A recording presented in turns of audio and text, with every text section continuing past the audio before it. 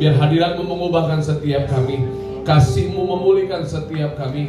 Kami rindu siang hari ini kami menerima berkat yang berasal daripada Tuhan melalui firman-Mu.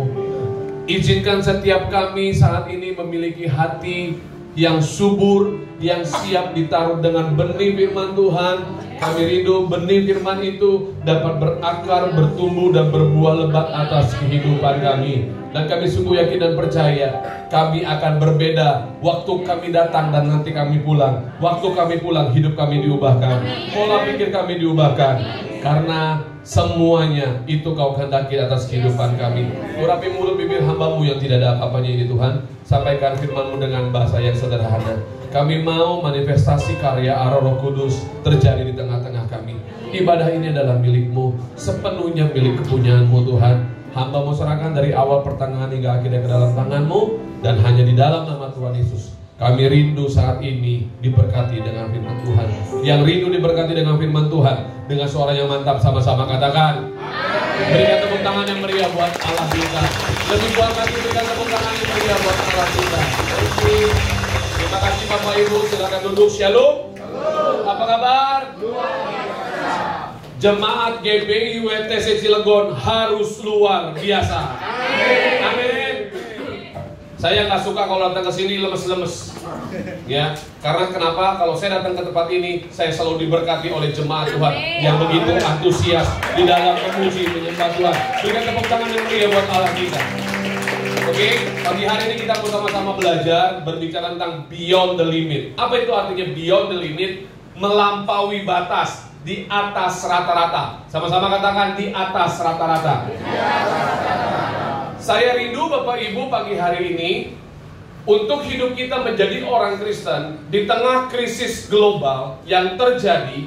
Biarlah pola pikir kita, gaya hidup kita melalui setiap krisis yang ada kita diubahkan oleh Tuhan. Amen. Perspektif kita terus berpikir hal-hal yang positif, karena hanya orang-orang yang bisa berpikir positif sesuai dengan rencana dan tujuan Tuhan. Amen. Maka orang itu akan terus hidup di atas rata-rata. Orang itu akan terus dibawa naik oleh Tuhan. Orang itu akan terus menjadi kepala bukannya ekor. Itu yang dikehendaki Tuhan dalam kehidupan kita. Orang-orang percaya yang mengerti katakan amin. Mari sama-sama kita baca di Efesus 3 ayat yang ke-20. Efesus 3 ayat yang ke-20. Media tolong klik dulu. Oke.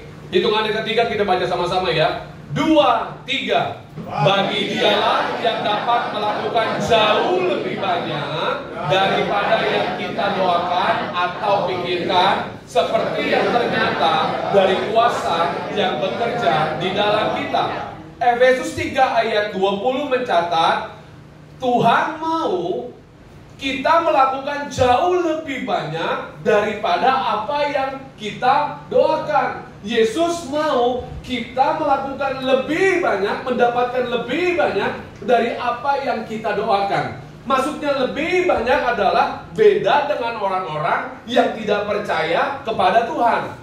Ada amin? Amin. Bapak Ibu, segala sesuatu biar pagi hari ini itu menjadi kenyataan. Hal-hal yang supranatural menjadi natural dalam kehidupan kita. Ya. Jadi Bapak Ibu, kita dapat merasakan surga di bumi di dalam kehidupan kita. Karena apa? Karena kuasa Tuhan yang bekerja di dalam kehidupan kita. Bukan kuat dan gagah kita. Kalau Bapak Ibu dapat melalui setiap proses yang terjadi dalam kehidupan kita, kalau Bapak Ibu dapat bertahan di tengah-tengah krisis yang terjadi hari-hari ini, itu berarti bukan kuat dan gagah kita. Ada amin? Ada amin?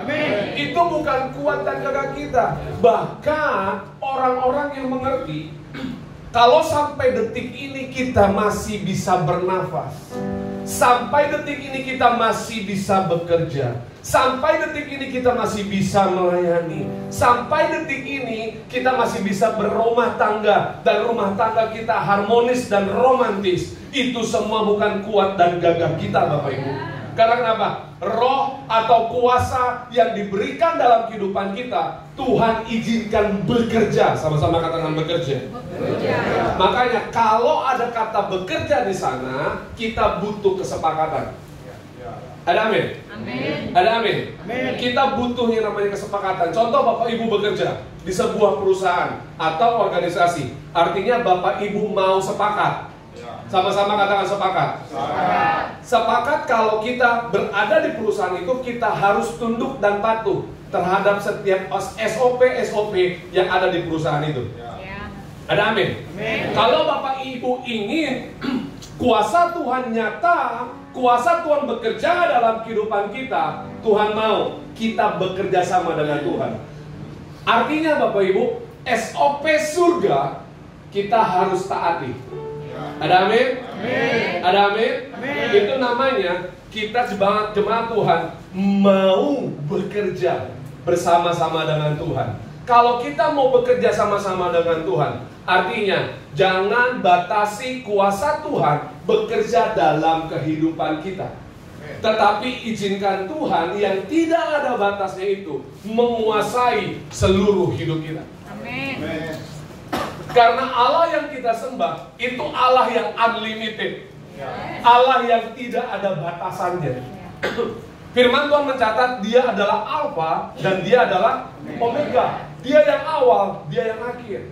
Bahkan firman Tuhan di dalam Mazmur, Tuhan tahu apa yang Tuhan berikan kepada umatnya. Di dalam kandungan setiap ibu kita, waktu kita dikandung oleh ibu kita, Allah menenun. Dan Allah mulai memberikan visi itu di dalam pribadi demi pribadi dalam kehidupan kita. Makanya jangan batasi Tuhan di dalam kehidupan kita, di dalam aspek kehidupan kita, bisnis, pekerjaan, rumah tangga, pelayanan, apapun itu, izinkanlah Tuhan menguasai area kehidupan kita. Amin. Ada amin Bapak Ibu? Amin. Izinkan Tuhan bekerja dalam pekerjaanmu. Izinkan Tuhan bekerja dalam usaha dan bisnismu. Izinkan Tuhan bekerja dalam rumah tanggamu. Izinkan Tuhan bekerja di dalam pelayananmu.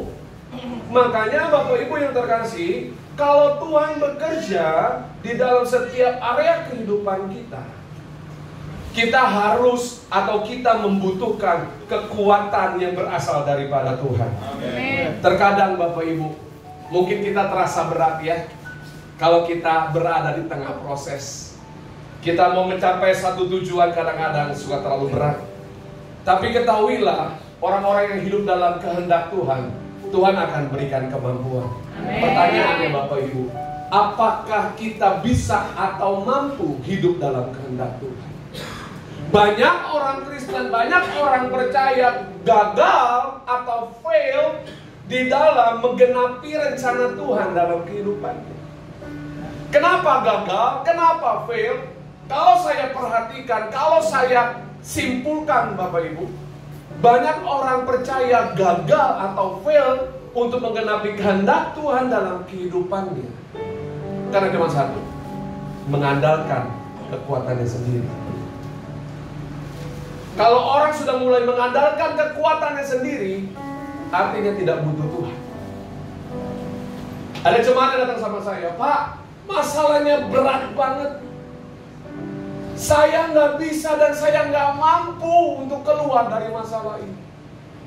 Kalau masalahnya berat dan Anda merasa tidak mampu, saya bilang mengucap syukur. Nah, yang mampu ibu-ibu cuma satu di sana. Berarti ibu ini siap mendapatkan proses lebih lagi. Amin. Oh iya dong. Berarti kalau ibu siap menerima proses lebih berat lagi, pertanyaan saya, bonusnya lebih besar?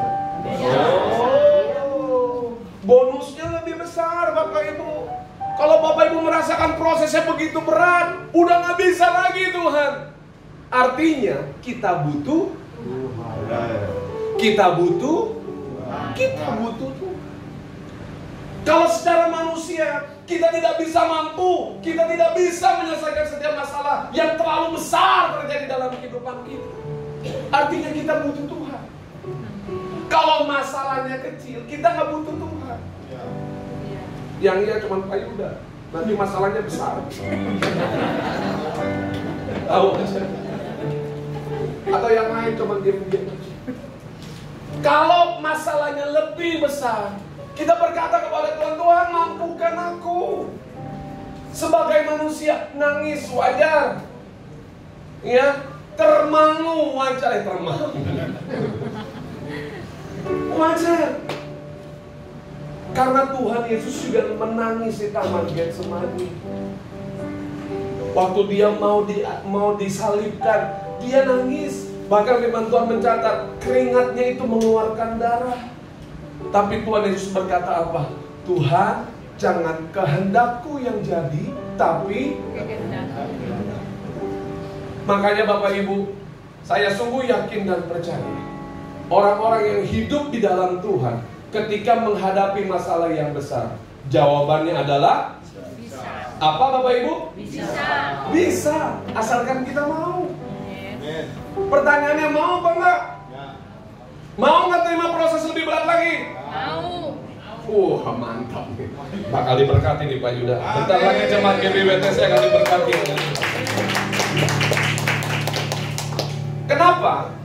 Karena masalah yang besar, saya bilang bonusnya besar. Amin. Masalah yang besar, mujizatnya besar. Amin. Masalah yang besar, promosinya juga besar. Amin. Bapak Ibu yang terkasih, waktu bangsa Israel menghadapi yang namanya Goliat, ya, Raja Saul kicut, Raja Saul ketakutan, seluruh pasukan bangsa Israel ketakutan melihat sosok Goliat. Pertanyaan saya, Goliat berapa banyak?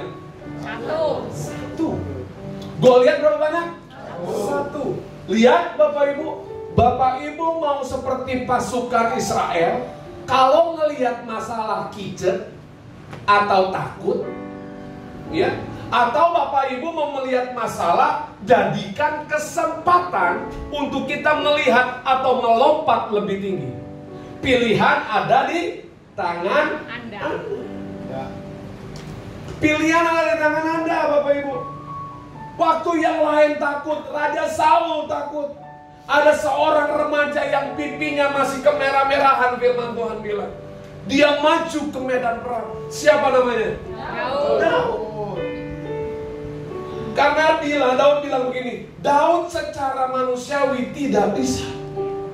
Tapi Daud mau melakukan apa yang menjadi kehendak Tuhan di dalam kehidupan. Daud mau. Bapak Ibu, bayangkan mata tombaknya aja yang Simpson bawa, yang Goliat bawa, itu beratnya hampir 7 kg. Jadi bisa diperkirakan satu tombaknya itu beratnya hampir 15 kilo. Satu tombaknya aja, kita ketiban aja Bapak Ibu bonyok. Perisai yang dibawa oleh Goliat itu nggak bisa satu orang, yang bawa 2 orang. Jadi bangsa Israel melihat, sama-sama katakan melihat. Musuh ini terlalu besar. mereka tidak mampu. Sama-sama katakan lagi, melihat. Pertanyaan saya, Bapak Ibu melihat dengan perspektif, pola pikir, atau cara pandang manusia, atau Bapak Ibu melihat dengan perspektif atau pola pikirnya Allah? Ini berbeda. Kalau kita melihat dengan pola pikirnya Allah, kita mau bersama-sama dengan Tuhan, maka Bapak Ibu bisa berkata, aku pasti bisa. Karena Allah ada dan tinggal di dalam kehidupanku. Kalau masalah ini Tuhan izinkan terjadi dalam kehidupanku, artinya apa? Masalah ini mampu dapat aku selesaikan dengan baik. Amin. Karena Allah bekerja dalam kehidupanku. David Boye berkata, Bapak Ibu, orang-orang yang punya tekad tidak berjalan dengan pendapat orang lain. Berapa banyak orang Kristen hidupnya dipengaruhi oleh apa kata orang? Jujurlah. Berapa banyak orang Kristen gagal karena kita banyak dengerin apa kata orang. Kita nggak belajar dengerin apa kata Tuhan.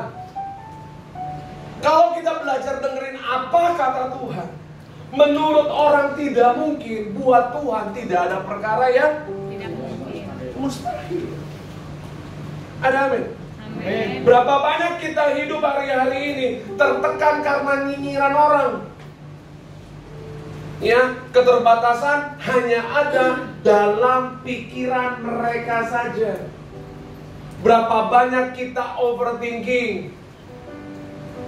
Siapa yang di sini umurnya 40 tahun ke atas, lambaikan tangan tinggi-tinggi. Saya mau tanya dan saya mau survei. Dan saya mau tanya, yang 40 tahun ke atas, biasanya dulu waktu masih muda, jam 9, jam 10 malam udah ngantuk. Sekarang tidurnya makin tambah malam, susah tidur. Siapa di sini yang umur 40 tahun ke atas menderita susah tidur? Nah, ngaku kan? Masalahnya apa Bapak Ibu? Kita overthinking. Semakin tambah usia kita overthinking. Overthinking, kita memikirkan perkara-perkara yang belum tentu terjadi. Kita hidup apa kata orang, kita hidup apa yang kita pikirkan. Maka kita nggak bisa beyond the limit. Makanya kita belajar berpikir seperti apa yang Tuhan pikirkan. Firman Tuhan katakan apa? Kekhawatiranmu tidak menambah satu hasta pun keselamatanmu. Kesusahan hari ini cukup untuk Hari ini. cukup untuk Hari ini. benar. Amin. Benar. Bukannya besok dipikirin lagi. Halo? Gini Bapak Ibu, aku berkata kepadamu, ini kata Tuhan, sesungguhnya barang siapa percaya kepadaku, ia akan melakukan juga apa? Pekerjaan-pekerjaan yang aku lakukan. Jadi pekerjaan Tuhan Yesus selama melayani 3,5 tahun di muka bumi ini melakukan apa? Kan bengong semua kan? Mujizat. Yang mati Hidup. bangkitkan. Yang lumpuh mendengar. Yang buta berjalan. Oh, terbalik ya? Berarti jemaat nggak ngantuk. Tuhan Yesus selama 3,5 tahun ngelakuin apa? Mujizat. Kemana Tuhan Yesus jalan? Wanita pendarahan 12 tahun sembuh.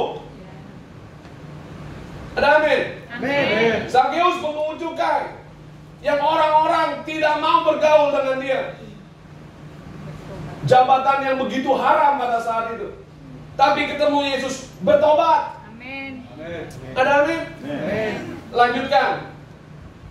Melakukan juga pekerjaan-pekerjaan yang aku lakukan. Yang garis merah sama-sama baca dengan suara yang keras. Bahkan pekerjaan-pekerjaan yang lebih besar daripada itu. Sebab aku pergi kepada Bapa. Kok Pak kita bisa melakukan pekerjaan yang lebih besar yang Tuhan Yesus kerjakan? Oh iya, karena Roh Kudus yang ada di dalam diri Tuhan Yesus itu juga ada di dalam kehidupan kita. Pertanyaannya, kita mau nggak mengaktifkan roh itu? Amin. Yang mau cuma 2 orang, yang amin cuma 1 orang. Maukah kita mengaktifkan roh Tuhan yang benar-benar tinggal dalam kehidupan kita? Bapak Ibu yang terkasih, saya mau tanya, waktu Petrus bangkit dari keterpurukannya, menghujat Tuhan 3 kali, padahal dosa yang tidak diampuni adalah menghujat Roh Kudus. Pribadi Roh Kudus, Yesus Bapa itu pribadi satu. Tapi waktu Petrus yakin kuasa Tuhan bekerja dalam kehidupannya, Petrus melakukan pekerjaan-pekerjaan yang lebih besar yang Yesus pernah lakukan. Sekali berkhotbah, firman Tuhan katakan, berapa ribu jiwa bertobat? 3.000 jiwa. Pada zaman itu sudah ada speaker? Belum. Bayangin ya, konsep 3.000. Itu di mana tuh 3.000 tuh? Setengah lapangan sepak bola kali ya? Hah? Penuh.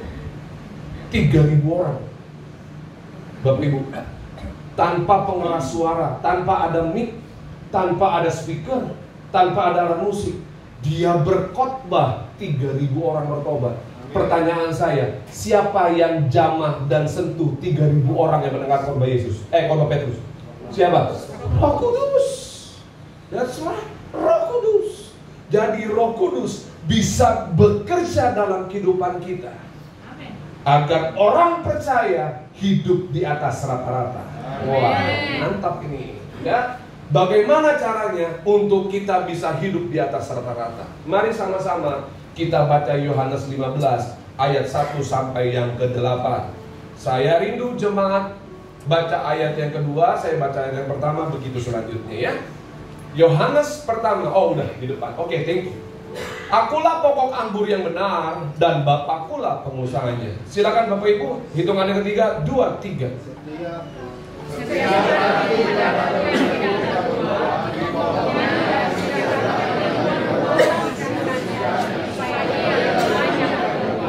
Kamu memang sudah bersih karena firman yang telah kukatakan kepadamu. 4.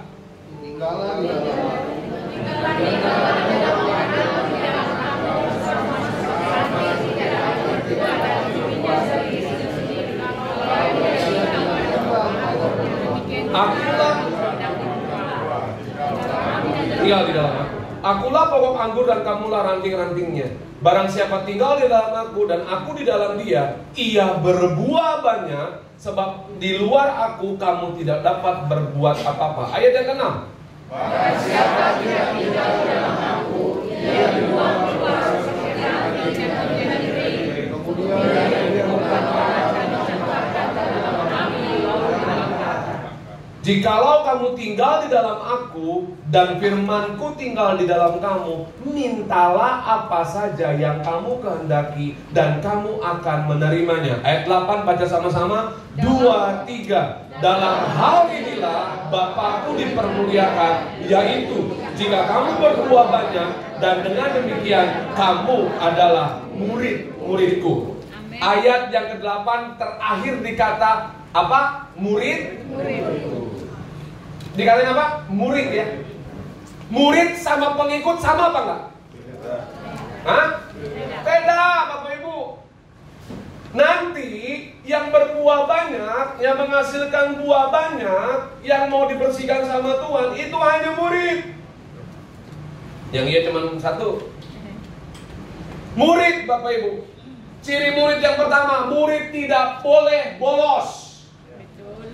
Amin. Amin. Tidak boleh bolos. Bapak Ibu yang ada di tempat ini bersyukur lebih memilih ke gereja daripada liburan panjang. Amin. Lebih milih gereja daripada liburan panjang. Kenapa pergi ke gereja? Nggak bisa liburan karena duitnya kagak ada. Nggak seperti itu Bapak Ibu ya. Murid itu nggak boleh bolos. Kalau ada murid yang suka bolos, itu bukan murid.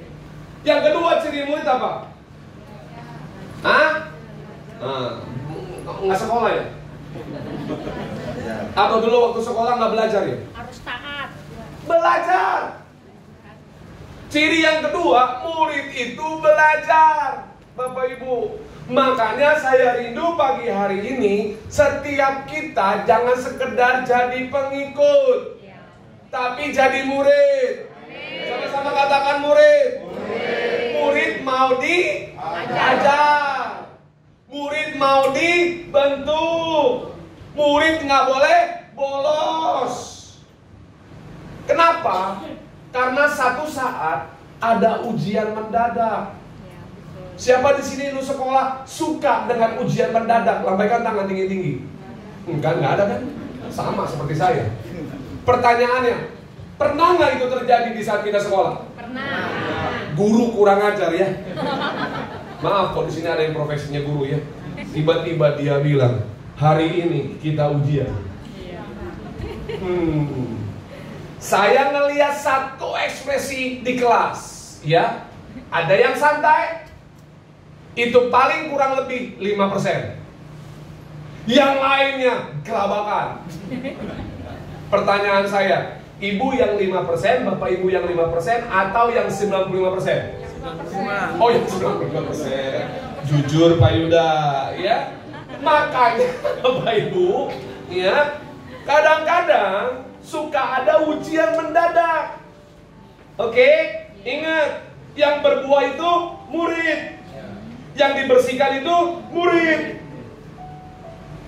yang menghasilkan buah itu murid. Amin. Tiba-tiba ada ujian mendadak. Pertanyaan saya, kalau yang 5% itu santai. Kenapa mereka santai? Karena mereka setiap hari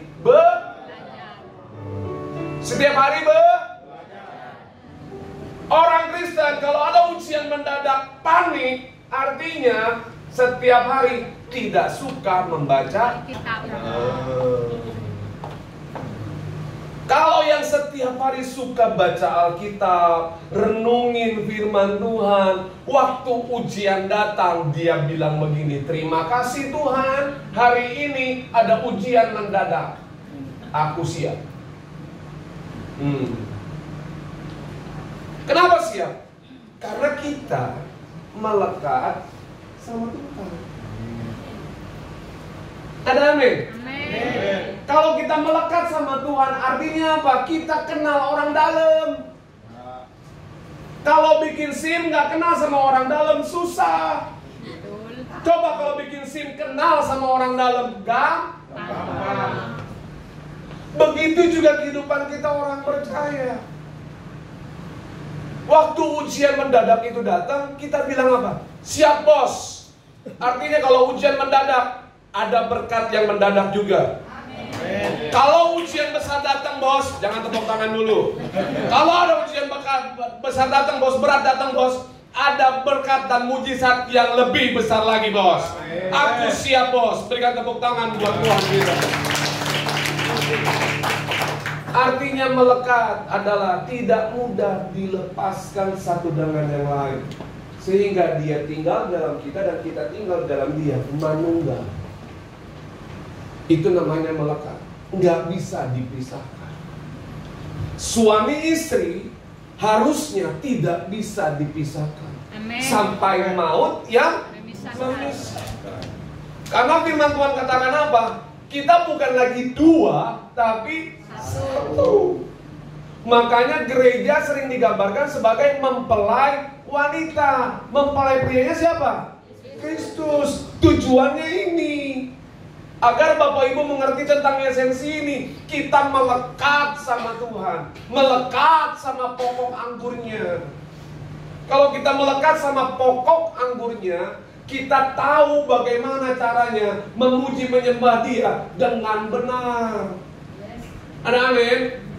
Penyembahan itu bukan ritual, tapi lifestyle itu apa? Gaya hidup. Ada amin? Jadi kalau lagi di mobil, lagi di jalan, sembah Tuhan. Lagi ada masalah, sembah Tuhan. Haleluya. Kenapa saya bilang kadang-kadang suka terjadi ritual? Bapak Ibu suka menyembah Tuhan, suka muji Tuhan kalau datang ke gereja. Saya berdoa ya, jemaat GBWTC bukan jemaat seperti itu. Amin. Amin. Amin. Anytime, Yes. kapanpun, Amin. dimanapun Amin. kita menyembah Tuhan. Amin. Dan kita menyembah Tuhan bukan berarti kita menjadi manusia yang sakti, nggak mempan dibacok. Bukan itu. Ya, Roh Kudus turun dalam kehidupan kita. Walaupun firman Tuhan bilang minum racun maut, lu nggak bakalan mati. Jangan konyol. Mati juga. Ya, nih gue penuh Roh Kudus nih. Ambil Paibon 2 gelas, mati. Maksudnya apa? Untuk yang melayani penginjilan, yang tidak kita tahu. Orang coba santet kita, nggak bisa. Karena kenapa? Yesus tinggal dalam kehidupan kita. Amin. Ada amin? Amin. Ada amin. Makanya penyembahan itu bukan ritual. Jadikan penyembahan itu lifestyle. Amin. Colek kanan kirinya bilang lifestyle. Ya. Apalagi DNA GBWTC itu doa, pujian, penyembahan. Bapak Ibu, dulu waktu saya masih muda, saya suka ikut gembala senior kita, Pak Niko, pelayanan KKR di beberapa wilayah di Indonesia. Kenapa DNA kita adalah doa, pujian, penyembahan?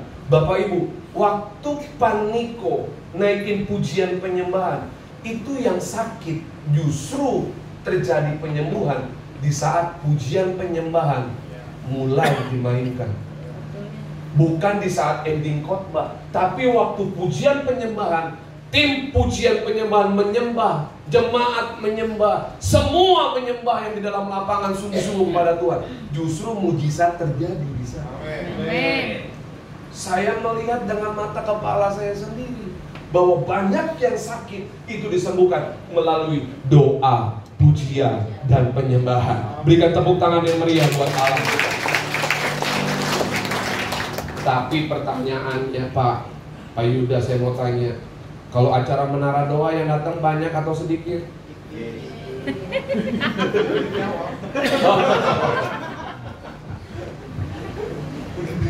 Udah dijawab ya. Saya kadang-kadang suka miris Bapak Ibu sebagai hamba Tuhan. Jemaat lebih antusias kalau pergi jalan-jalan keluar, ya. Apa tuh namanya? Retret, healing coy, ya. Tapi giliran diajak berdoa, ya. Sorry Pak, macet, ya. Maaf Pak, belum bangun tidur. Makanya yang datang ngaku. 2025 Bapak Ibu, ini bukan kondisi yang baik loh. Ini kondisi yang sukar loh. Saya sebagai sales marketing biasanya waktu lebaran kemarin, saya narik banyak PO 3 bulan sebelumnya. Tahu PO? Purchase orderan. Tapi di tahun ini nggak begitu ramai seperti tahun-tahun sebelumnya. Kenapa? Karena Bapak Ibu, enak nggak enak, dunia sedang krisis.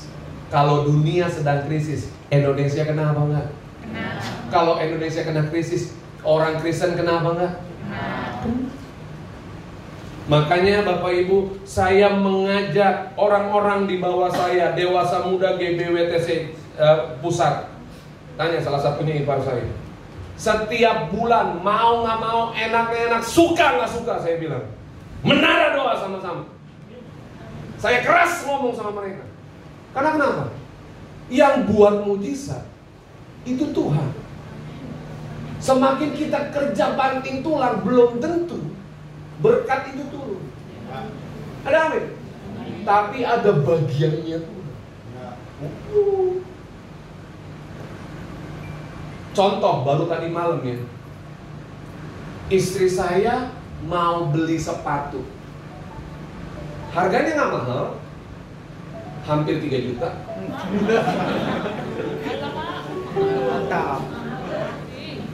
Ya makanya saya nggak beliin. Dia bilang, Pak bagus ya Pak sepatunya. Oh, bagus. Harganya berapa Mas? 2 juta. Bener 2 juta. Iya, pas saya lihat bandrolnya 2 juta 999. Istri pinter ya, nyebut depannya doang. Ditambah cepet lagi 3 juta. Saya bilang, nanti ya sayangnya, kalau ada berkat Papa beliin. Udah, kita taruh. 2 hari yang lalu keponakannya yang ada di Kamboja telepon. Tante Meli ulang tahun ya? Iya, Tante mau beli apa? Tantenya nolak dong, jangan. Ke keponakannya jangan. Tiba-tiba tetap dipaksa. Tante mau beli apa? Terus dia bilang dengan berat hati, dia bilang pengen beli sepatu. Tolong dong di-capturein. Sebenarnya tantenya capture sepatu itu biar keponakannya nggak beli karena harganya mahal. Makanya suaminya nggak beliin. Di-capture lah. Dia foto, di-capture, dikasih ke keponakannya yang ada di Kamboja. Tadi malam sepatunya datang. Oh, tepuk tangannya lemes. Biar tepuk tangan dong buat Tuhan. Jam 10 malam sepatunya datang. Yang sudah 3 minggu yang lalu dia minta sama saya, tadi malam datang. Sambil dia bilang begini, puji Tuhan ya Tuhan, terima kasih ya Tuhan. Artinya apa? Tuhan bisa datangkan berkat melalui orang lain, melalui apapun, asal kita mau melekat kepada Tuhan, asal kita mau menyembah kepada Tuhan. Bapak Ibu yang diberkati, berikan tepuk tangan yang meriah. Siap untuk dibersihkan? Bener nih? Bener nih? Siap nggak untuk dibersihkan? Siap. Kurang mantap. Siap nggak untuk dibersihkan? Siap. Siap nggak untuk dibersihkan? Siap. Yang siap sama-sama serukan. Tuhan catat ya. Nanti habis pulang ibadah langsung dibersihin sama Tuhan. Amin. Yo, amin, mantap. Yohanes 19 ayat 2, setiap ranting padaku yang tidak berbuah diapain? Potong. Diapain? Nah lo, siap dibersihkan? Siap dipotong? Kok siap? Kotoran-kotoran Udah, yang bilang gini aja, colek kanan kiri. Yuk, siap dibersihkan. Colek lagi kanan kiri, bilang jangan sampai dipotong. Kalau dipotong Bu, habis punya Bapak. Gajinya maksudnya, ya pikirnya jangan negatif nih. Kalau dipotong artinya apa? Diangkat. Maksudnya diangkat, Bapak Ibu tahu ya kalau orang yang kena diabetes, misalkan kakinya nih kena diabetes, jarinya diapain? Diapain? Amputasi. Tahu ya tentang amputasi ya? Firman Tuhan katakan apa? Kalau ranting tidak berbuah, dibersihin dulu. Kalau dibersihin nggak berbuah juga, diapain? Dipotong, diamputasi. Kenapa diamputasi? Hah? Biar tidak menjalar. Makanya Tuhan bukan tega nggak tega, Bapak Ibu. Kalau melihat jemaat Tuhan, murid Kristus tidak mau dibersihkan, daripada busuk lebih baik dipotong, dibuang. Bahkan kalau Bapak Ibu baca selanjutnya, dicampakkan ke dalam api. Makanya kalau saya perhatikan nih, orang Kristen sudah bertobat 20 tahun, sudah bertobat 30 tahun, sudah lahir baru 40 tahun, tapi hidupnya masih di situ-situ aja. Pagi hari ini, cek kondisi kerohanian Bapak Ibu. Cek, Pak, saya sudah bertobat Pak, sudah 15 tahun Pak. Rumah tangga saya, aduh panas Pak, seperti neraka Pak. Saya coba mau bilang, siap nggak dibersihin? Bukan cuma istrinya aja dibersihin, suaminya juga disikat. Suami diapain? Karena kepala keluarga harus disikat. Karena suami itu punya pengurapan imam, raja, dan nabi. Suami harus benar. Kalau suami sudah benar, doa istri enggak mentok plafon. Pak, dengar. Bapak-bapak, dengar. Kalau suami benar lambaikan tangan tinggi-tinggi. Yang salah lambaikan tangan 2 orang depan, 3 di belakang. Suami-suami yang benar lambaikan tangan tinggi-tinggi. Masih malu-malu. Ya? Saya cuma mau bilang, kalau suami yang benar, rumah tangga pasti diberkati. Amin. Berkat itu nggak ngomongin tentang materi terus ya. Sorry nih, sekali lagi, maksudnya berkat itu adalah apa? Kita dapatkan kekuatan, dapatkan sukacita, dapatkan damai sejahtera. Kalau suami diberkati, firman Tuhan katakan begini Bapak Ibu ya, prinsipnya ya. Kepalanya istri itu suami. Kepalanya suami itu Yesus Kristus. Jadi kalau istri-istrinya sungguh-sungguh, suaminya nggak sungguh-sungguh, maaf Bu, doanya lama dijawab. Betul. Wassalam. Cek ya. Sekali lagi saya bilang ya, kepalanya istri siapa? Suami. Kepalanya suami siapa? Yesus. Sedangkan kita doa harus dalam nama Tuhan Yesus. Oke? Kalau suaminya benar, doa ibu ini cepet nih, tak tak tak, langsung didengar sama Tuhan. Tapi kalau kepalanya nggak benar, maaf Bu, nyangkut di pohon nangka, ya susah. Makanya saya berdoa, suami-suami harus siap dibersihkan. Amin. Oh yang amin cewek sih. Suami-suami harus siap dibersihkan. Amin. Istri-istri harus siap dipotong. Amin. Itu jebakan Bapak Ibu. Itu jebakan. Yang bilang amin tadi malam begadang. Oke. Lanjut ya, jika Anda mau berbuah banyak, Yohanes 15 ayat 8, harus siap dibersihkan. Makanya buang semua pikiran perkataan negatif dalam pikiran kita. Buang kemana? Buang ke tempat sampah. Ada amin? Buang ke tempat sampah. Ibu-ibu saya mau tanya, ibu-ibu habis masak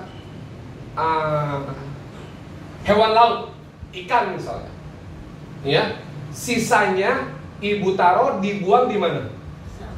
Di mana? Di tempat sampah kan? Nah, tempat sampahnya hari itu langsung dibuang, apa nunggu 2 bulan kemudian harus dibuang? Hah? Kenapa langsung dibuang? Kenapa Bu? Bau kan? Pertanyaan saya, kenapa kepahitan, kekecewaan masih dipegang?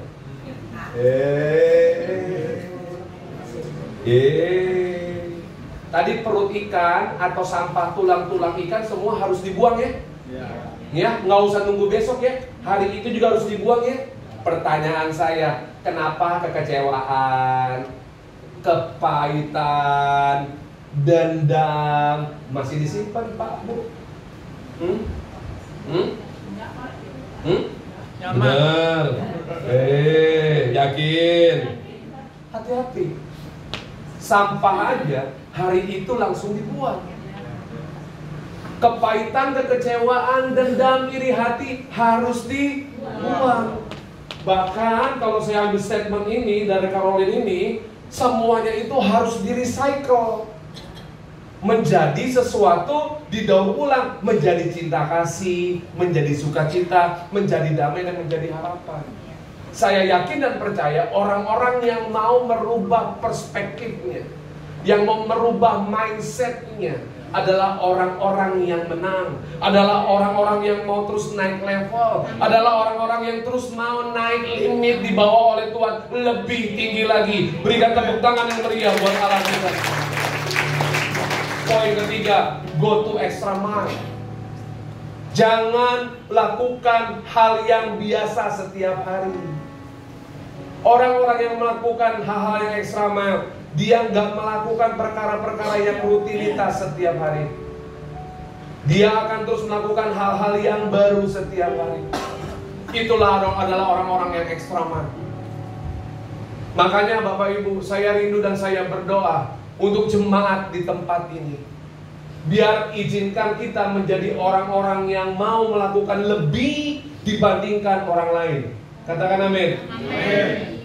Kuncinya cuma satu. Kalau mau jadi sukses, kuncinya cuma satu. Kita harus lebih rajin dibandingkan orang lain. Amin. Itu doang kok. Kita mau lebih banyak belajar dibandingkan dengan orang lain.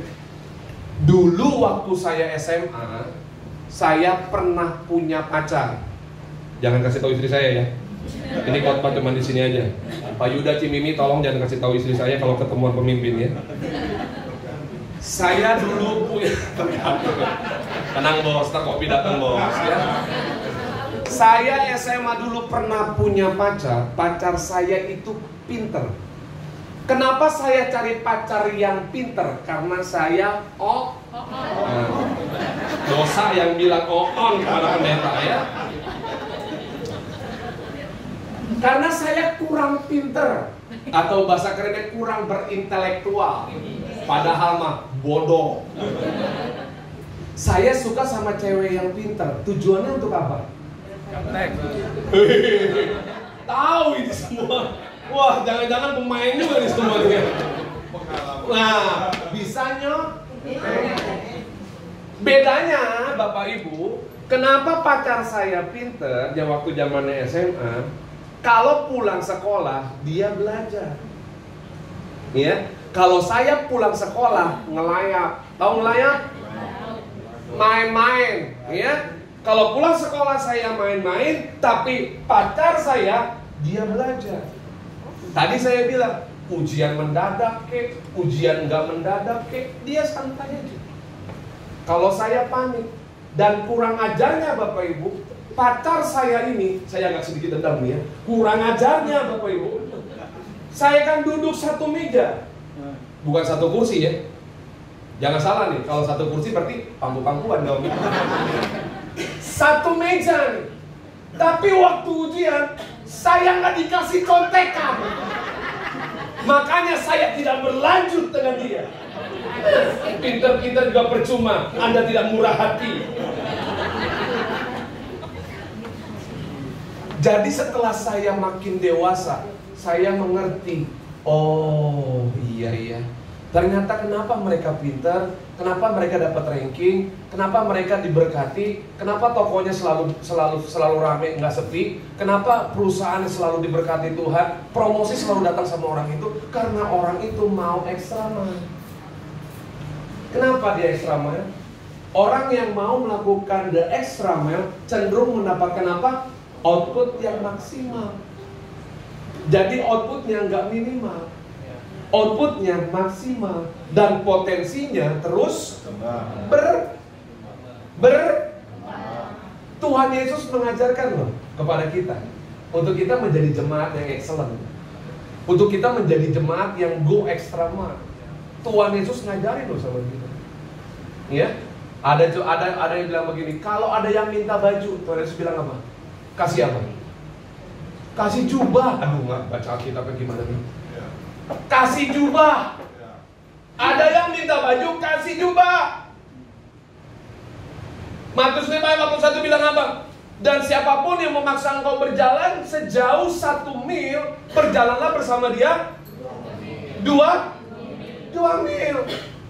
Tuhan Yesus mengajarkan kepada kita extra mile. Ditampar pipi kiri, kasih benar. Tidak tahu dipakai Batman. Ya. Tuhan Yesus selalu mengajarkan extra mile kepada umatnya. Makanya Bapak Ibu jangan iri.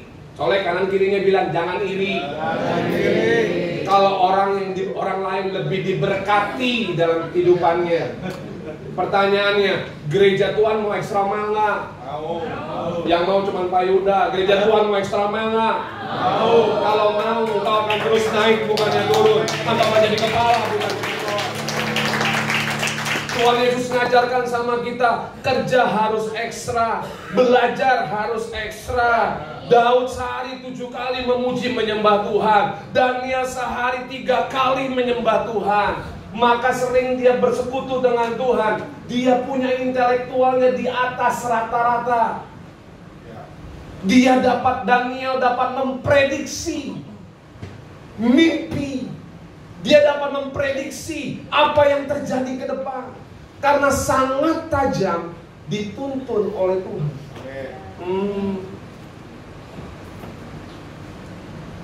Dikasih PR aja sama gereja setiap hari suruh SMA. Dibaca nggak tuh SMA? Kakak. Halo. Maaf ya. Saya mau tanya di sini, siapa yang mau diberkati Tuhan berlimpah-limpah? Sekali lagi saya tanya, siapa di sini yang mau diberkati Tuhan berlimpah-limpah? Yang kedua nggak kebagian. Yang pertama dapat. Itu yang manusia. Makanya Bapak Ibu yang terkasih, jangan iri lihat orang lain diberkati. Cek diri kita. Apakah kita bekerja sudah maksimal? Saya kenal salah satu konglomerat. Semi konglomerat itu bisa dibilang. Dia tidur sehari 4 jam. Anaknya teman saya nggak bisa ngikutin pola kerja bapaknya. Udah jadi bos. Maaf nih Bapak Ibu ya. Maaf ya. Karena dia bukan orang percaya. Dia agamanya masih agama Buddha. Jadi kalau Sabtu sama Minggu jalan-jalannya ke Singapura. Setiap Sabtu Minggu jalan-jalan ke Singapura. Selalu bawa uang itu kurang lebih 50 juta rupiah pergi ke kasino. Jadi buang 50 juta rupiah setiap hari, setiap Sabtu Minggu, setiap weekend. Itu hal yang wajar. Menang kalah nggak pusing, yang penting dia happy. Bayangin, setiap Minggu, setiap Sabtu berangkat ke Singapura. Tapi ketika Senin sampai Jumat, Bapak Ibu, kalau supir forklift nggak ada, dia bawa forklift. Dia beresin semua barangnya di gudangnya. Cek pembukuan, dia bisa. Jualan jadi sales, dia bisa. Maaf, saya bilang, saya manggil ke bapaknya Om. Om, salut Om. Makanya Om layak diberkati Tuhan, hidup berlimpah-limpah. Habis saya bilang, Om, bangga Om sama Om, salut sama Om. Saya berdoa, itu uang yang 50 juta tiap minggu Tuhan, kalau bisa berikan persembahan kepada gereja Tuhan, jangan ke kasino ya Tuhan. Bayangin. Kenapa? Dia layak Bapak Ibu. Makanya hukum sorga dengan hukum dunia tidak bisa mengingkari orang-orang yang go extra mile, hidupnya diberkati Tuhan. Berikan tepuk tangan yang meriah buat Tuhan. Orang yang gak kenal Tuhan tapi dia extra mile hidupnya, diberkati Tuhan loh. Orang percaya nih, maaf, lu mau doa, lu mau puasa, 3 bulan gak makan nasi, 3 bulan gak minum, gak mungkin tuh duit gedebuk datang dari surga. Kita harus kerja. Paulus selain dia melayani Tuhan, dia juga berbisnis. Bisnis Paulus apa? Ada yang tahu nggak apa? Tuh, tukang tenda, tukang sewain tenda. Maksudnya masa sekarang mah dibilangnya agent properti. Tuh yang dilakukan Paulus. Selain dia melayani, menginjil kemana-mana, dia juga punya usaha. Makanya kitab perjanjian baru banyak ditulis oleh Paulus. Karena Paulus mau extra mile. Ya. Go to extra mile artinya apa? Excellent. Saya tutup dengan ini. Napoleon Hill berkata, salah satu prinsip kesuksesan yang paling penting adalah apa? Mengembangkan kebiasaan bekerja ekstra. Ini bukan hanya untuk orang percaya atau bukan orang tidak percaya. Orang di luar Kristen maupun orang Kristen yang mau melakukan ekstra mile, maka hidupnya akan diberkati Tuhan. Amin. Bapak Ibu jangan takut kalau Bapak Ibu mengalami stagnasi sekarang. Yang tadi saya bilang, mau berbuah, mau dibersihkan. Dibersihkan maksudnya apa? Siap koreksi. Saya undang pemuji penyembah maju ke depan. Siap untuk koreksi, terima masukan. Kalau istri koreksi suami, suami jangan marah. Ya. Dulu awal nikah Bapak Ibu, istri saya adalah pengkoreksi paling handal. Oh iya. Istri saya pengkritik paling handal. Bapak-bapak sepakat dengan saya kalau istri adalah pengkritik handal? Nggak ada yang angkat tangan kan? Nggak ngaku. Oh,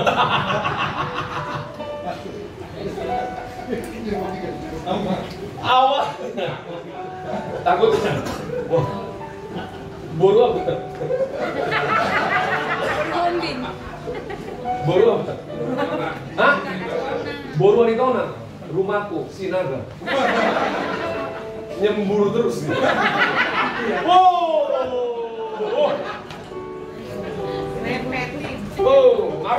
Ngarepet terus dia. Sama lo ya.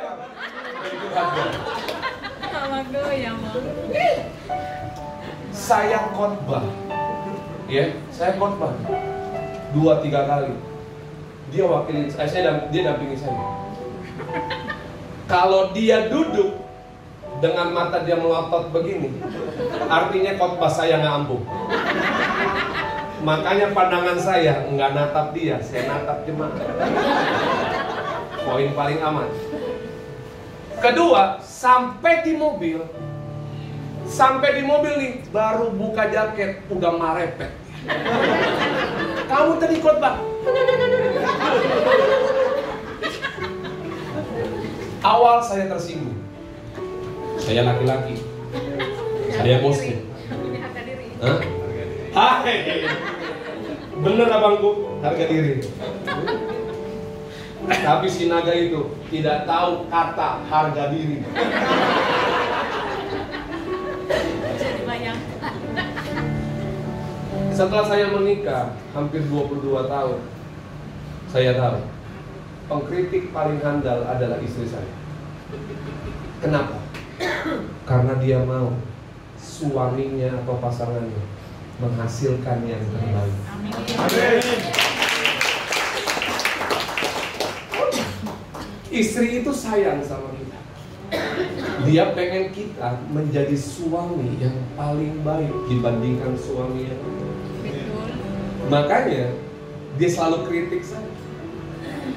Sekarang begini ya, bentar ya pemuji penyembah ya. Kayaknya kita sama-sama penderitaannya sama nih. Saya komitmen sama istri saya. Saya salaman tangan. Sayang, Melina Borusinaga, kau dengar ya? Ada waktunya kita ngobrol di meja makan. Anda boleh kritik saya di meja makan. Apalagi kalau ada babi panggang, ada saksang, tapi nggak pakai darah ya. Ada saksang di sana, ada cabai andaliman di sana. Dia koreksi saya, nggak apa-apa, karena saya fokus pada andaliman. Yang pertama, istri-istri harus tahu, kalau mau kasih tahu suaminya, jangan izinkan perut suaminya lagi kondisi kosong. Ya. Istri-istri harus tahu triknya nih. Kenapa? Saya kasih tahu triknya ya. Sebenarnya ibu-ibu maksudnya baik, cuman kadang-kadang waktunya nggak tepat. Jangan pulang kantor langsung dimarepet. Jangan. Ya, siapin dulu air panas, siapin anduk sambil ngomong begini. Ntar lu habis mandi. Gitu. Ya, habis mandi kasih teh hangat, ya, ngomong begini. Pak, bisa kita berbicara. Nah, kalau istri saya ngomong, Pak, bisa kita ngomong. Mau nggak mau kita bilang, oke, Ma. Ya kan? Kedua, jangan izinkan, jangan ngomong di saat perut lagi kosong. Terus ketiga, tahu momen yang terbaik. Ya, kalau kita tahu momen yang terbaik, suami kita akan ekstra. Suami kita, pasangan kita akan jauh lebih baik. Ada amin Bapak Ibu? Tidak terjadi konflik. Berikan tepuk tangan di bawah. Sama-sama kita bangkit berdiri.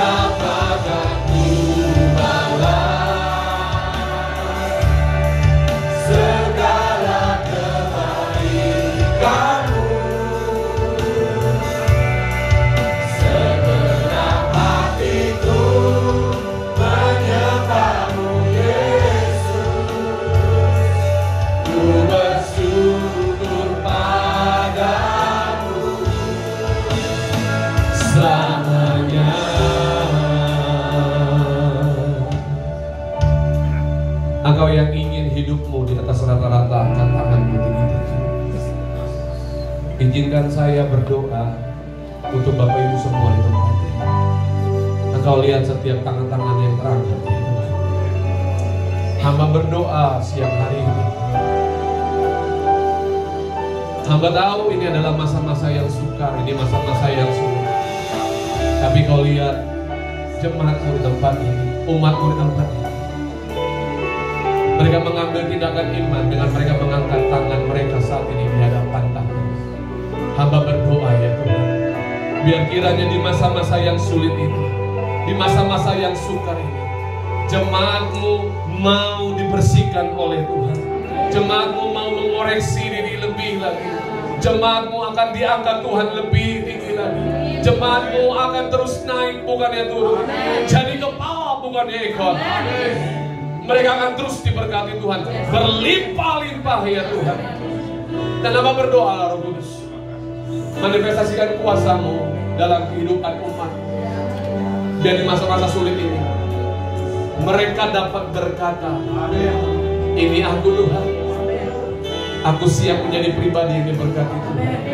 Biar umat-Mu selalu berkata, selalu mengucap syukur dalam setiap proses yang terjadi dalam kehidupan mereka. Terima kasih Tuhan buat hadirat. Terima kasih buat firman-Mu. Dan kami mengucap syukur. Sebentar lagi kami ingin berpisah satu dengan yang lain. Tutup bungkus kami dengan kuasa darah-Mu. Dan kami rindu siang hari ini. Sebelum kami pulang, kami menerima berkat yang terbaik yang berasal daripada. Mari angkat kedua tangan. Terimalah berkat yang terbaik dari Allah Bapa kita di surga.